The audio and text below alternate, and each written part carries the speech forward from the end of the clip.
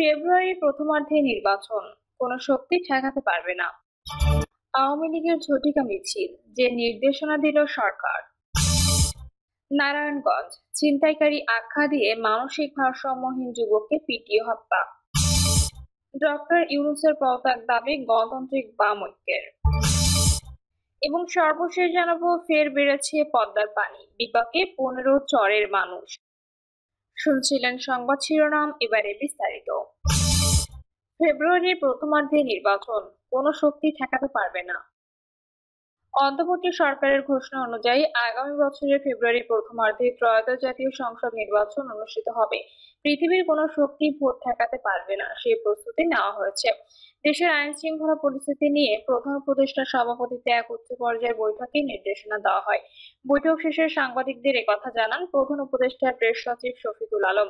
Press সচিব জানান, আসন্ন এই নির্বাচন অবাধ, সুষ্ঠু, নিরপেক্ষ করার লক্ষ্যে দেশব্যাপী আইন শৃঙ্খলা পরিস্থিতি নিয়ন্ত্রণে স্থানীয় প্রশাসনকে সক্রিয় হওয়ার নির্দেশ দিয়েছে প্রধান উপদেষ্টা। এ সময় প্রেস সচিব ঢাকা বিশ্ববিদ্যালয় কেন্দ্রীয় ছাত্র সংসদ নির্বাচন নিয়েও কথা বলেন। শফিকুল আলম বলেন, ডাকসু নির্বাচন যেন শান্তিপূর্ণ, উৎসব মুখর পরিবেশে হয়, সেজন্য বিশ্ববিদ্যালয় প্রশাসনকে সর্বাত্মক সহযোগিতা দেওয়ার নির্দেশ দিয়েছেন প্রধান উপদেষ্টা। আওয়ামী লীগের ঝটিকা মিছিল, যে নির্দেশনা দিল সরকার। ঝটিকা মিছিল সহ বেআইনি সমাবেশের বিষয়ে কঠোর বার্তা দিয়েছে অন্তর্বর্তী সরকার। যারা বেআইনি তৎপরতার সঙ্গে যুক্ত তাদের বিরুদ্ধে কঠোর আইনি ব্যবস্থা নেওয়ার নির্দেশ দেওয়া হয়েছে। রাজধানীর বিভিন্ন স্থানে কয়েকদিন ধরে কার্যক্রম নিষিদ্ধ থাকা আওয়ামী লীগের মিছিল করার ঘটনার প্রেক্ষাপটে অন্তর্বর্তী সরকারের উচ্চ পর্যায়ে এক বৈঠক থেকে নির্দেশনা এলো। বৈঠক শেষে রাজধানীর ফরেন সার্ভিস একাডেমিতে সংবাদ সম্মেলন করে বিষয়টি জানিয়েছেন প্রধান উপদেষ্টা প্রেস সচিব শফিকুল আলম। এদিন রাষ্ট্রীয় অতিথি ভবন যমুনায় সরকারের উচ্চ পর্যায়ের বৈঠক অনুষ্ঠিত হয়। পরে সংবাদ সম্মেলনে আসেন প্রেস সচিব, জানালেন গত কিছুদিন কিছু ঘটনা হয়েছে, সেটার আলোকে এই বৈঠক হয়েছে। বৈঠকে স্বরাষ্ট্র উপদেষ্টা জাহাঙ্গীর আলম চৌধুরী, পরিকল্পনা উপদেষ্টা ওয়াহিদুদ্দিন মাহমুদ, বিদ্যুৎ, জ্বালানি ও খনিজ সম্পদ উপদেষ্টা মোহাম্মদ ফজলুল কবির খান, আইন ও প্রবাসী কল্যাণ উপদেষ্টা আসিফ নজরুল, নৌপরিবহন ও শ্রম কর্মসংস্থান মন্ত্রণালয়ের উপদেষ্টা এম সাখাওয়াত হোসেন, অর্থ উপদেষ্টা সালাউদ্দিন আহমেদ সহ আরো অনেক কর্মকর্তা উপস্থিত ছিলেন। প্রেস সচিব শফিকুল বলেন, প্রধান উপদেষ্টার সঙ্গে বৈঠকে সিদ্ধান্ত হয়েছে ঝটিকা মিছিল সহ বেআইনি সমাবেশের বিষয়ে মনিটরিং জোরদার করতে হবে। এর নেপথ্যে যারা সক্রিয় রয়েছেন তাদের বিরুদ্ধে কঠোর আইনি ব্যবস্থা নেওয়া হবে।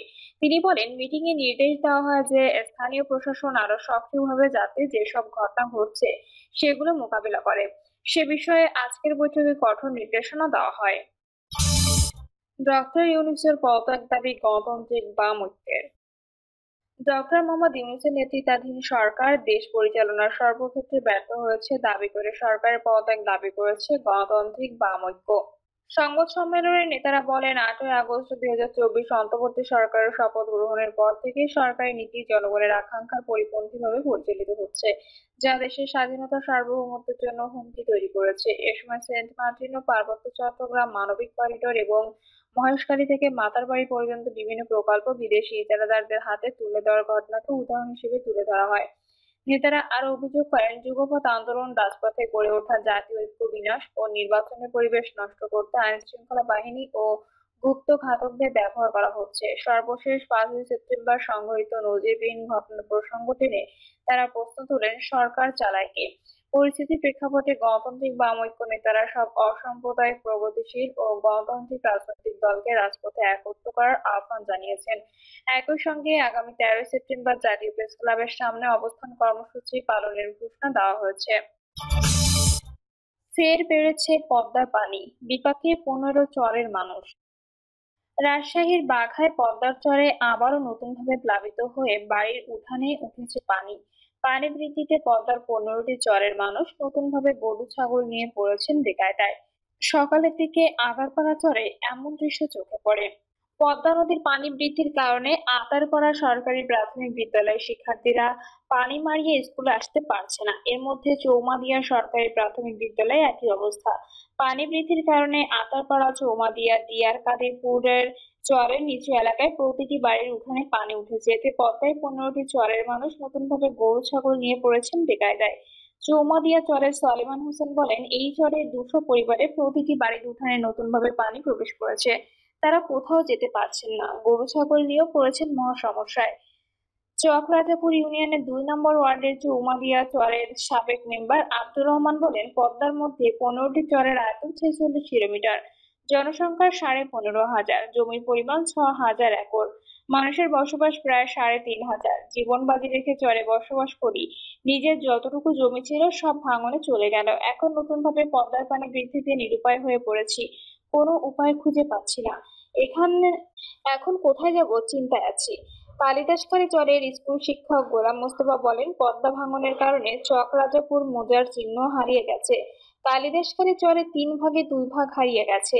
এ বিষয়ে চকরাজাপুর ইউনিয়নের সাবেক চেয়ারম্যান আজিজুল আজম বলেন, পদ্মার পানি নতুনভাবে বৃদ্ধির বিষয়ে কর্তৃপক্ষকে জানিয়েছি। রাজশাহী পানি উন্নয়ন বোর্ডের গেজ রিডার এনামুল হক বলেন, সকাল ৮টায় পদ্মা নদীর পানি উচ্চতা ছিল ১৬.৮২ মিটার, বিপদসীমা ১৮.৫ মিটার। উপজেলা নির্বাহী কর্মকর্তা শাম্মী আক্তার বলেন, এ বিষয়ে অবগত হয়েছি। ছিনতাইকারী আখ্যা দিয়ে মানসিক ভারসাম্যহীন যুবককে পিটিয়ে হত্যা।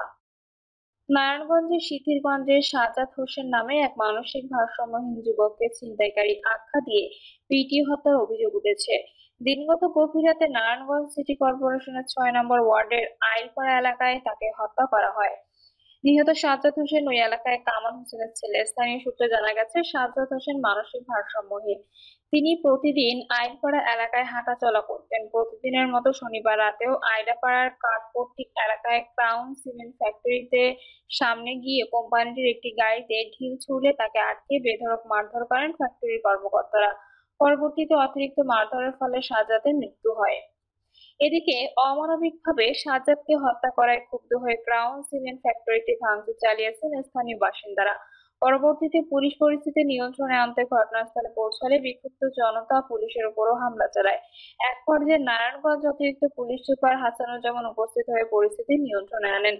ইসমাইল নামের এক স্থানীয় বাসিন্দা বলেন, ছেলেটা মানসিকভাবে অসুস্থ থাকায় ঘোরাঘুরি করত। শুনলাম সে নাকি কারখানায় ঢিল ছুড়ছিল, এর জন্য তাকে মারধর করে মেরে ফেলা হয়েছে। সিদ্ধিরগঞ্জ থানার ওসি সহ পুলিশ কারখানার সামনে থেকে কয়েকজনকে আটক করে নিয়ে গেছে। এ বিষয়ে সিদ্ধিরগঞ্জ থানার ভারপ্রাপ্ত কর্মকর্তা মোহাম্মদ শাহিনুর আলম জানান, পরিস্থিতি এখন নিয়ন্ত্রণে আছে। আমরা ১০ জনকে আটক করেছি, বিস্তারিত পরে বলা যাবে।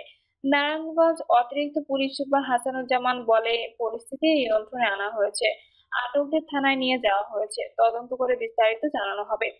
পুলিশের উপর হামলা চালানো প্রশ্নে তিনি বলেন, দ্বিধার বিতরক ঘটনায় ক্ষুব্ধ হয়ে স্থানীয়রা সিমেন্ট কারখানাটি ভাঙচুর চালালে পুলিশ সদস্যরা তাদের থামানোর সময় একটু ঝামেলা হয়। পরবর্তীতে স্থানীয়দের বুঝিয়ে শান্ত করা হয়েছে। মুক্তিযোদ্ধাকে গালি দিলে জিয়াউর রহমানকেও গালি দেওয়া হয়, বলছেন কাদের সিদ্দিকী। কৃষক শ্রমিক জনতা লীগের প্রতিষ্ঠাতা সভাপতি বঙ্গবীর কাদের সিদ্দিকী বলেছেন, আমরা আওয়ামী লীগ চাই না, জয় বাংলা চাই। আমরা শেখ হাসিনাকে চাই না, বঙ্গবন্ধু ও বাংলাদেশ চাই।